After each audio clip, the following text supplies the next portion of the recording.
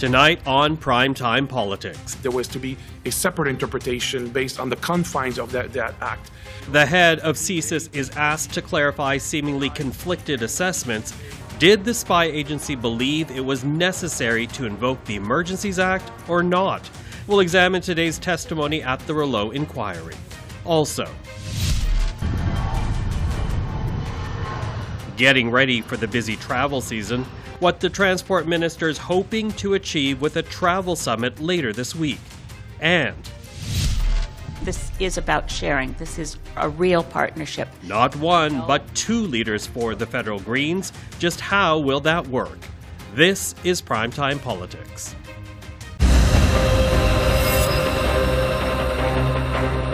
Hello, everyone. I'm Michael Serapio. The last week of testimony at the Emergencies Act inquiry has begun. Top ministers, including the Prime Minister, are scheduled to appear this week.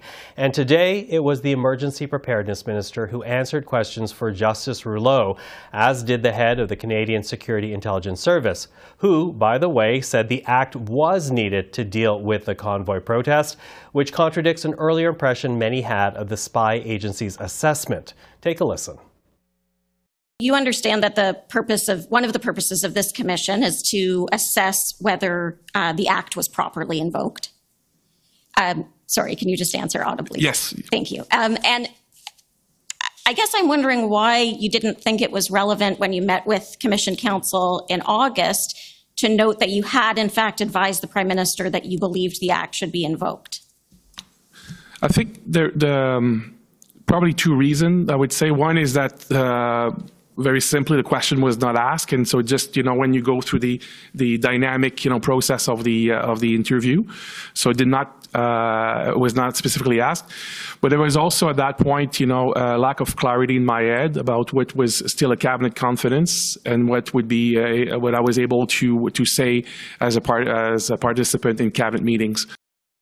So, to go through today's testimony, we're now reaching out to Joanna Smith, Ottawa Bureau Chief for the Canadian Press, and Chris Nardi, who's been covering the inquiry for the National Post. Good to see both of you. Hi, Michael. So, Joanna, as we heard... Michael. Hi there. So, as we heard, the CSIS director did not share the full story when he spoke to the Commission earlier this summer. How significant is this added assessment that ultimately the Prime Minister was advised to invoke the Emergencies Act? I think it's pretty significant in that it supports the Liberal government's case that invoking the act, in their view, was necessary. They can say, look, it wasn't us, it was CSIS. They know what they're talking about, right? They advised us to do this. But I think the key question is, did they know what they were talking about? And, Pedneault said the unpredictability of the situation convinced him the usual tools were not enough. But this was the case even though CSIS had already, been of the opinion that the protest did not meet the strict CSIS definition of a threat to national security, which is something we heard about last week in testimony from National Security Advisor Jody Thomas. The Emergencies Act really identifies a public order emergency as a threat to national security as defined by the CSIS Act. And that definition includes espionage or sabotage of Canada's interests, foreign influence, acts of serious violence, it goes on. So Pedneault said, there was no such threat. They were investigating some participants in relation to violent extremism and their potential to exploit people from the anti-vaccine, anti-COVID restrictions movement to violent extremism. But this definition didn't change. So the fact that he actually is saying that he advised the Prime Minister personally in that key meeting before the Emergencies Act invoked does give the Liberal government something to point to say this wasn't just something we decided on our own. Yeah, give the government something to point to. And we're going to build on that. And I'm also going to build up on the definition. But before we get there, Chris, let's get you in on the conversation. What do you make of the director's reasoning? Because up until now, critics of the invocation have been pointing to that earlier CSIS assessment that the protest did not present a threat to security.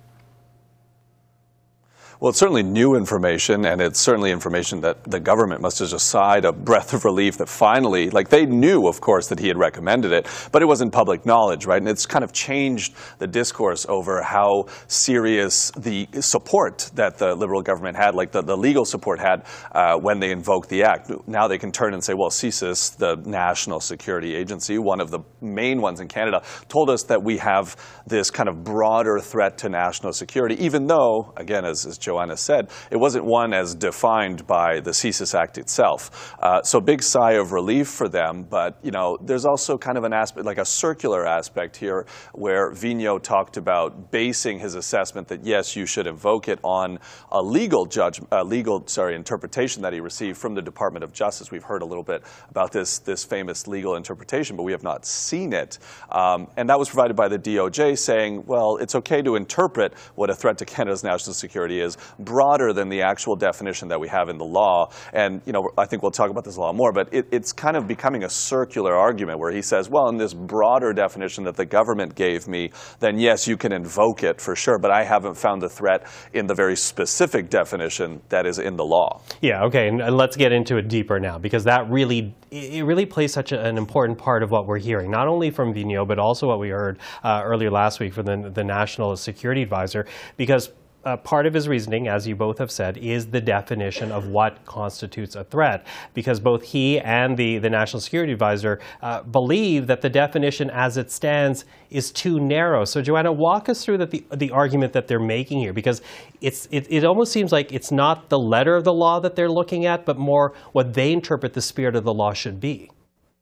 Yes, and this is something the Canadian Civil Liberties Association, for example, is calling a novel interpretation. And I remember I said this last week, but Ian Brodie, former Chief of Staff to former Prime Minister Stephen Harper, also tweeted, what a novel doctrine, sort of interpreting legislation on base what you'd like to see in it, not what's actually in it now. So that sort of remains a key issue. But I think, as Chris mentioned, a lot of it really rests on Pedneault talking about this was his belief that it could be interpreted in a broader way, in a different way, came from this advice he received from the Department of Justice. Now, that advice will not be shared with the public because the government has not waived solicitor-client privilege when it comes to the invocation of the Act.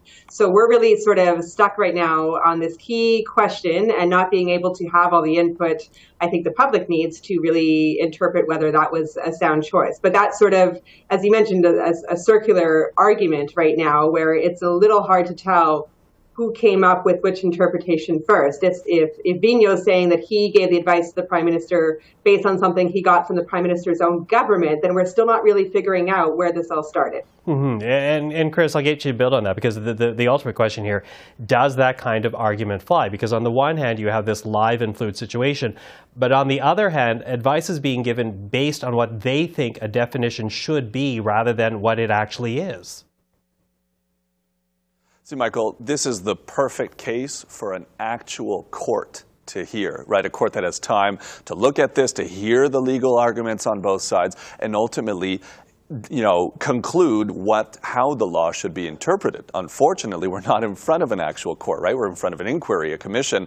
And Commissioner Paul Rouleau, who I'm sure has the capacity to actually interpret these legal arguments, does not have either the mandate nor the time to do that. So we may get in his review that we expect to come out in around February, we may get kind of a broad strokes review of his saying, well, I kind of ascribe to this or I don't. We don't even know, in fact, if he's seen that document. He probably hasn't, because as Joanna mentioned, it's covered by solicitor-client privilege.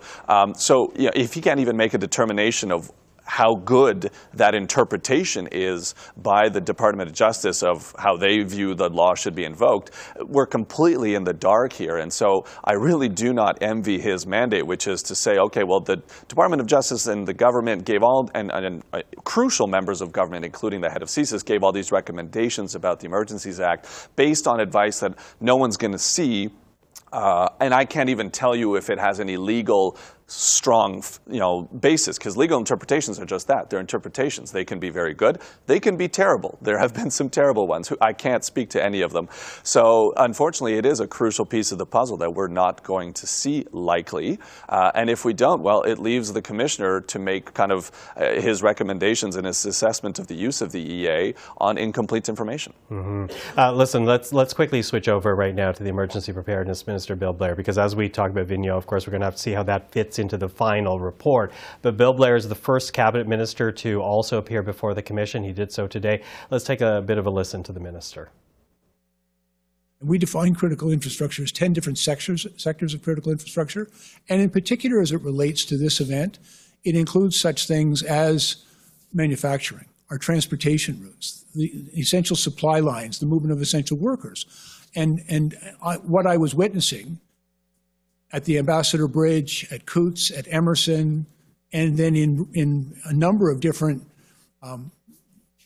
venues that where we would see similar activity being threatened to be done at Point Edwards, at the Peace Bridge, at the Pacific Highway in British Columbia, that escalation, and I viewed as a significant escalation because it did result in significant disruption of critical supply lines, the cutting off of essential goods and services, the impact that it was having, not just economically, but on people, on families, and people were being laid off their jobs, and factories were being idled.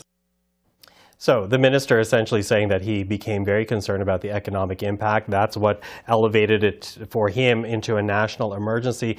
Joanna, Chris, I'm going to each get you take a turn on this. What did you make of the minister's testimony today? Where does it fit into the picture that Rouleau's trying to paint here? I think it paints into this idea of whether the government thought it was necessary and whether other tools were exhausted. I did find it interesting that Blair concentrated so heavily on his beliefs about the damage that the border blockades were doing. I mentioned Alberta because we have heard testimony evidence from a Alberta cabinet minister who was frustrated in his communications with Blair, not getting the kind of help he was seeking. So to see Blair focused on that and sort of downplay the part that was taking place in Ottawa was pretty interesting in terms of I wasn't really expecting to see him display his thinking in quite that way. Mm-hmm. Chris, what did you make of the minister's testimony? Again, the first government minister to appear before the commission. And it's interesting because what we heard seems to echo what we've heard before, that there was distrust that the police response as it was actually adequate enough to meet the challenge. Absolutely, and we're seeing a lot of text messages and emails that he sent over the course of the convoy where he's seemingly particularly critical of the Ottawa Police Service and its chief, Peter Slowly. He talks about Peter Slowly foundering. At one point, someone reports to him by text, the chief seems exhausted, and he responds, well, he should get some sleep then, right? This kind of very profound dissatisfaction that, to be fair, he's actually quite backtracked here when asked about it in testimony. He's like, oh, no, I think that he had a very difficult mandate, and this was a very difficult job and an unprecedented situation. So he seems very reluctant to want to reiterate on the stand the frustrations that he was definitely putting to pen and to paper during the convoy. Ultimately, will that legitimize the use of the Emergencies Act? I couldn't tell you. Probably not. A lot of his frustration is very much geared towards the Ottawa Police Service and Peter Slowly. But the documents are such an important part of this whole inquiry, and the documents definitely show he was a frustrated minister. Well, as we say, that is day one of what is the last week of testimony. Many more ministers, the Prime Minister also scheduled. So you and I, all three of us, will be speaking once again before this is through, without a doubt. But for now, Joanna Smith, Chris Nardi, always appreciate the time. Thank you for this. Have a good night, Michael. Thank you. Thank you. Thank you. You too. Now, a reminder to everyone at home, we will have continuing coverage of the Public Order Emergency Commission right here on CPAC for you. You can also tune into our live stream of each day's testimony on our website, cpac.ca. And it is also on our website where you will find the full proceedings, where we will archive them for you and make them available whenever you want it. Well, with the busy holiday season fast approaching, the federal transport minister, he is hoping to avoid the massive lines and the kind of chaos that we saw at airports right across the country this past summer. Omar Alghabra announcing a summit for Thursday with stakeholders to figure out what can be done and to discuss that matter. Well, we're joined right now by the federal transport minister himself. So, Minister, thank you for finding the time today. It's great to be with you, Michael. Thank you for having me. So, as I said, a summit. It will take place later this week. Talk to us what you're hoping to achieve and really what kind of assurances you're looking for to, again, avoid the chaos that we saw this past summer. First of all, Michael, the last couple of years have been really tough on the airline sector. We went from complete shutdown because of COVID and public health measures to a resurgence last summer, and we saw many weaknesses in the system that got exacerbated because of these turbulent, for lack of another word, for turbulent times. So at the time, our government and the airline sector worked closely on operational issues to address these congestions as quickly as possible. But it was really important for us to take a moment and learn from those lessons that we learned during that congestion period. So the summit is going to bring key players in the industry from airlines, airports, unions, and others to pose a number of questions about operational challenges, about systemic issues, about new technology. And the idea is, how can we address and be ready for the Christmas rush, as you alluded to, but also how can we prepare the system for the long term? And are you confident that we can avoid the long lines and the frustration? Michael, we're working very diligently with the airline sector. I've been meeting with CEOs and airports and telling them it would be unacceptable for us to see what we saw last summer during this Christmas season. Our government is working with industry as we speak to avoid it, and we're doing everything we can. But there are, as I said, there are some structural and systemic issues, some of which may not be implemented by Christmas, but there are operational things that are being done as we speak. Mm-hmm. And quickly, just an example of something concretely that you can actually point to. Well, the operational issues, we dealt with long lines for security clearance for new employees. We worked with airlines and airports and CATSA and NAV Canada to improve the efficiency and the importance of information that is being shared. And for me, this is an important example, Michael. There's a need to enhance the type of information that the various industry players share with each other. It's important to give accurate forecasts to other industry players so everyone can plan properly and efficiently. I would say this is one of my most immediate targets. Now, interestingly, as we're having this conversation today, we heard that there are dozens of countries and airlines right now essentially pushing for the UN International Civil Aviation Organization to make single pilot operations the norm for commercial flights. Now, ostensibly, this would address labor and cost issues in the industry. Would you be comfortable flying or allowing planes to fly to Europe with only one pilot on board? Michael, ICAO, the International Civil Aviation Organization General Assembly, was hosted in Montreal only a couple of months ago. I was there. I met with many international transportation ministers from around the world. We talked about everything, including the congestion phenomena that were experienced at the other airports around the world. I think it's really important that we coordinate with other countries. However, let me just say, we will never compromise on safety. So I'm looking forward to seeing what proposals the agency or the organization presents. But I can tell you, I am not comfortable compromising on safety. And if there's any proposal that poses any risk to or potential to our security, we will not accept. Now, let's also talk about supply issues then, because when you talk about the staffing shortages, the cost issues, Canada has been dealing with supply shortages. As you know, that's creating higher prices for Canadians. And you've introduced a bill to help deal with backlogs in the supply chain. Talk to us about the measures you're hoping to address. Michael, as you stated, the world, again, because of COVID, the war in Ukraine and other factors have been experiencing inflation. In fact, Canada, it's good that we can point to the fact that Canada has lower inflation than most countries around the world, than the US, than the UK, than the EU. But Canadians are feeling inflation at the grocery stores and anywhere where they're shopping and buying essential goods. We are providing immediate relief to Canadians who need it, but at the same time, we're addressing root causes of these issues, including supply chains. We're addressing this on a variety of levels, but one of them was the bill that I tabled last Thursday in the House of Commons to improve the efficiencies of our ports and our rail network. This will help and ensure that ports are modernized in the new century, that they are accountable, that they have a secure source of investment to grow, but also that they are accountable for climate change targets and they are sustainable. Well, Minister, we're watching all this so very closely. Thank you very much for the time today. Appreciate it. Thank you, Michael. And that's Minister Alghabra. The federal Greens are once again turning to Elizabeth May to lead them, but this time with a deputy leader in Jonathan Pedneault, who many in the party hope will be a co-leader in the coming months. So two, not just one leader for the federal Green Party. Those of you who are scratching your heads at home and saying, co-leader, what's that mean? It means a different model for leadership that emphasizes that Greens do things differently. We don't have a top-down leader, a boss, who tells people what to say or where to go or how to vote. Jamais. We have a distributed model of leadership, and Jonathan and I believe that our values are better reflected in co-leadership. We're the party for the families that want to spend more time with their loved ones. We're the party for those who think that billionaires should not exist.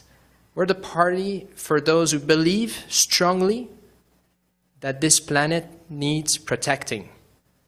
Well, Elizabeth May and Jonathan Pedneault join us now. Congratulations to the two of you, and thank you for being here. Thank you for having us. Thank you for having us. Mr. Pedneault, I'm going to ask you to start us off here because you're not quite yet a co-leader, but that is the hope. Just how exactly would you see a co-leadership working down the road?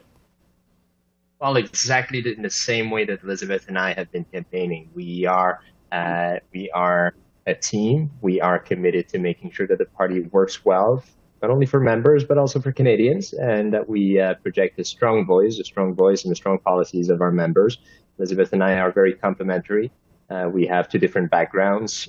I've been spending 14 years working as a journalist and a human rights investigator. Elizabeth has been in Parliament for so many years. I have a lot to learn from her. I have some experience that I want to share with her as well, and with our amazing colleague Mike Morris, who is doing fantastic work in the House. And we are here to serve, and we look forward to meeting Greens and Canadians throughout the country in the run-up to the next federal election.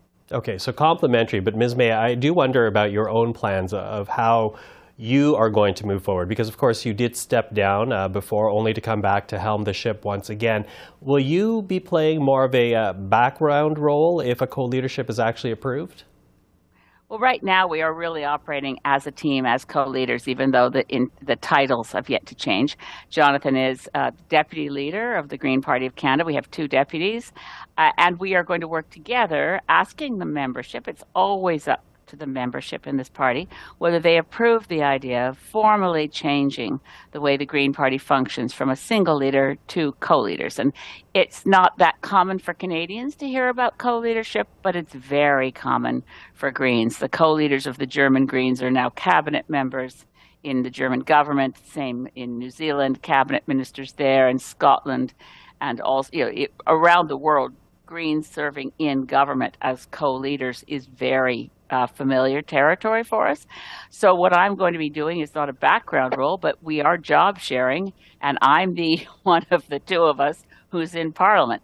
So I have to be very much in the foreground of parliamentary debate. I have to make a real difference to get the current government, the Liberal NDP Composite Supply Agreement, gives the Liberals a free ride till 2025, which is actually a dangerous year. It's already at the point where if we don't get a significant change in the degree of ambition of this government, we will see the window close on the most livable outcomes for climate action, and we will slide to an increasingly dangerous, as the UN Secretary General says, we're on a highway to climate hell, foot on the accelerator. So I'd say, I guess in job description, my job is to get this government to get its foot off the accelerator and start changing course so that we can have a livable world.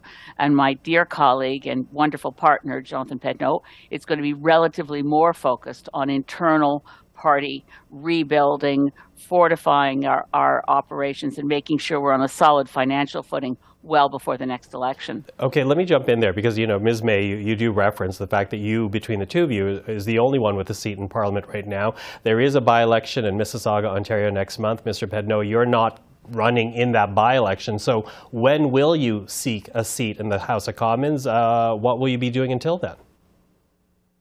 I'll be seeking a seat in the next election in Quebec. So right now, my priority really is to make sure that we have a solid and engaged membership, that we have an ability to carry our message and our policies to the widest amount of Canadians from different walks and paths of life.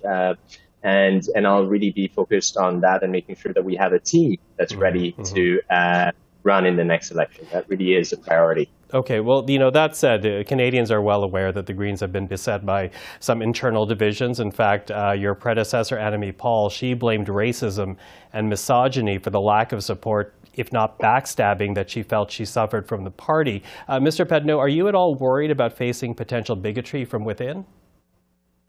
Politics is difficult. There's a lot of racism throughout Canadian society. I'm fully prepared to face it where I encounter it, whether it's inside the party or outside. I'm especially very much committed to making sure that this party is a safe environment for all the amazing volunteers, all the amazing staff that we have. And we will be leading by example, both Elizabeth and I. But we're ready to meet the challenge. And quite honestly, I've been traveling throughout the country throughout this race. I've met an incredible amount of wonderful Green members, and I've not had the same experiences that Mrs. Paul referred to.